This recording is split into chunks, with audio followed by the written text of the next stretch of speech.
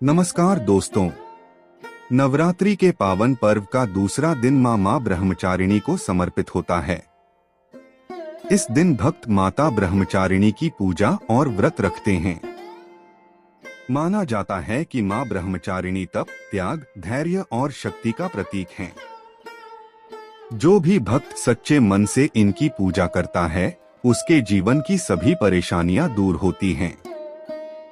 पौराणिक कथा के अनुसार मां ब्रह्मचारिणी देवी पार्वती का ही अवतार हैं। बचपन से ही माता पार्वती भगवान शिवा को अपने पति के रूप में पाना चाहती थीं।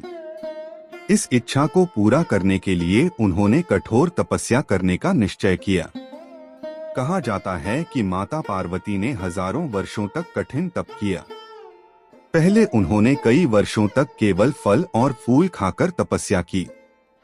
इसके बाद उन्होंने सूखे पत्तों पर जीवन बिताया। धीरे धीरे उन्होंने पत्ते भी छोड़ दिए और कई वर्षों तक बिना अन्न और जल के तपस्या करती रहीं। उनकी इस कठिन तपस्या के कारण उनका शरीर बहुत कमजोर हो गया था, लेकिन उनका संकल्प अटूट था।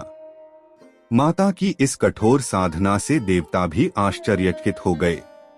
आखिरकार उनकी तपस्या से प्रसन्न होकर भगवान शिव ने उन्हें अपनी पत्नी के रूप में स्वीकार किया।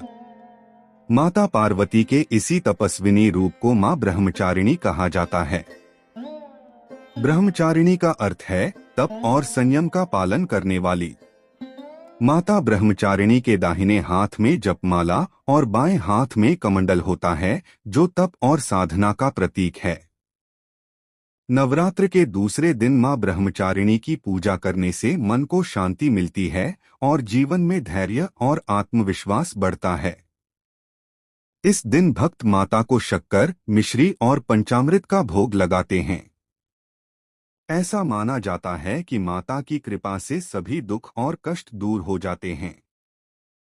इसलिए नवरात्र के दूसरे दिन पूरे श्रद्धा और विश्वास के साथ मां ब्रह्मचारिणी की पूजा करनी चाहिए और उनसे सुख, शांति और सफलता का आशीर्वाद मांगना चाहिए। अगर आपको यह जानकारी अच्छी लगी हो तो वीडियो को लाइक करें, चैनल को सब्सक्राइब करें और कमेंट में लिखें जय माता दी।